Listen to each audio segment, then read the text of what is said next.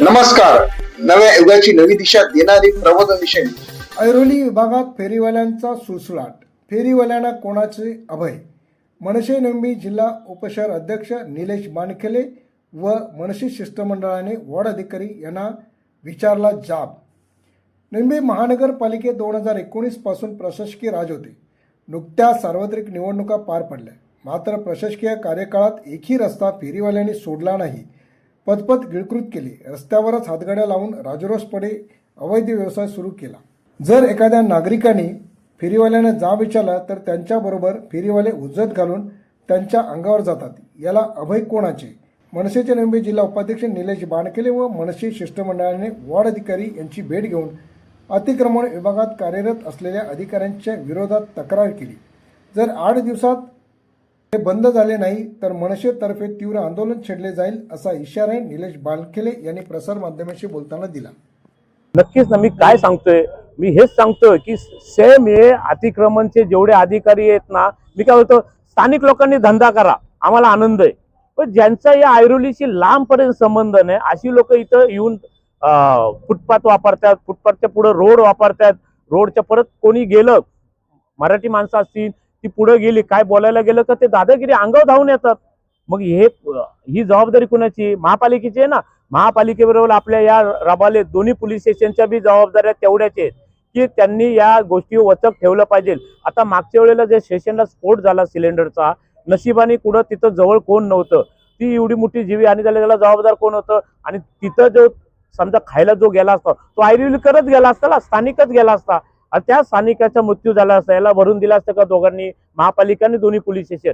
माझा दोन्हीला आरोप आहे की पोलीस स्टेशनच्या अधिकाऱ्यांनी आणि वॉर्ड ऑफिसरनी यांच्यावरचे कर्मचारी काय करतात याच्यावर जातीने त्यांनी लक्ष घातलं पाहिजे. साहेब, मी सांगतो काय, लागी बांधे हे कर्मचारी एकमेकाला पैसे देतात, त्याच्यामुळे दादा यांची मजा चालली. म्हणून मला एवढं म्हणायचं की मराठी माणूस आणि ऐरोलीकरांना या नाहक फालतू लोकांचा त्रास झाला तर याला पूर्ण जबाबदारी मी महापालिकेला मी धरणार आणि ते वॉर्ड ऑफिसर. मी तर सरळ म्हणेन, हे दोन्ही अधिकाऱ्यांनी याच्या पुढे काय केलं त्यांना सस्पेंड करा.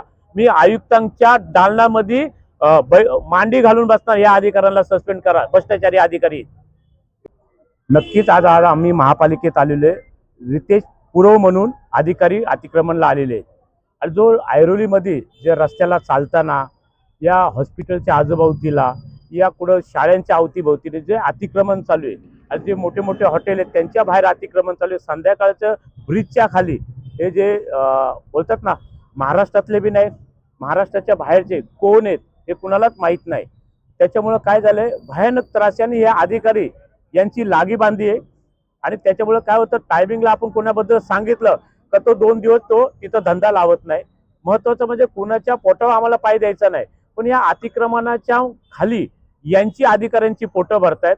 आता जो नवीन अधिकारी आले त्याच्या हाताखाली 2-4 अधिकारी, त्यांच्याबरोबर 2-3 कर्मचारी असतील जे पालिकेचे जे फेऱ्या मारतात, या त्यांच्या गाड्यानं कोणकोण असतात. तर माझं असं कुठेतरी म्हणणं आहे की अतिक्रमणाच्या नावाखाली हे अधिकारी, भ्रष्ट अधिकारी, मी तर सरळ सांगेन भ्रष्ट अधिकारी आहेत. यांचं जे बोलतात ना, मजा चालली, एन्जॉय चाललाय. चांगल्या चांगल्या हॉटेलला हे खातात पितात आणि नाहक त्रास ह्या ऐरोलीकरांना होतोय.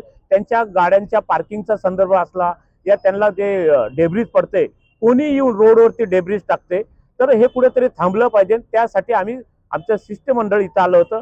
कारण काय झालंय, गरिबांचे जे छोटी मोठी घरं आहेत त्यांना हे जाऊन तिथं पोहोचतात का, तर त्यांच्यावर कारवाई दाखवून यांना मोठी जी कुठं आहे ना मोठं काम हे वाचवण्यासाठी या गरिबांच्या घरांवर कारवाई करतात. म्हणून आम्ही यांना जाब विचारायला आलो आणि त्यांना सांगितलं की आम्ही मनसे हे मोकळे आहेत, आम्ही ना आमच्या इकडं कुठं लांगी बांधी या कोणत्या बी हॉटेलनी म्हणा, हातगाडी या टपरी यांनी सांगितलं की निलेश बानखेलेने येऊन इथून आमच्याकडून 10, 5, 20 जे बी काय असेल हे घेतलं असेल तर हे तुम्ही सगळे पत्रकारांसमोर मी चॅलेंज करतो.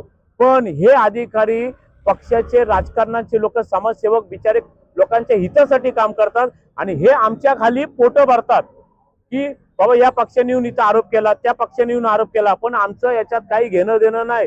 हेच मस्तपैकी खुर्चीवर बसून यांची टीम बाहेर पाठवून मस्तपैकी पैशाची लूटमार करतात ऐरोलीमध्ये.